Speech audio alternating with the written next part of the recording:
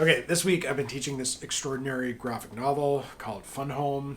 It's amazing, but we've encountered a problem, or it might just be my problem. I'm not sure we know the difference between fantasy and reality.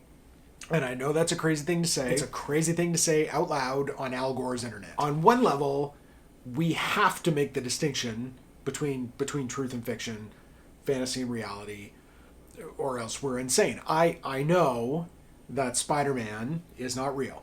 I know that. But the problem is that a lot of the things that I know in my head, a lot of the knowledge exists in the form of stories, especially the things I know about myself. So think about this. When you are explaining yourself to another person, how often do you tell them stories? Do you say, oh, well, the thing about me, you have to understand how I was raised. My ex-girlfriend really messed me up. Or when I was a little kid, my grandmother always told me this. So self-knowledge might be just a story we tell ourselves about ourselves. This is in a way what Fun Home is about. This is a story that Alison Bechdel tells us about who she is. The question is, do we have any way of knowing ourselves, arriving at the truth of ourselves that is not rooted in narrative, in story? Can we know ourselves without telling stories about ourselves? Some students wondered if like facts or logic, I posited maybe science, like maybe these are ways of knowing ourselves that don't rely on narrative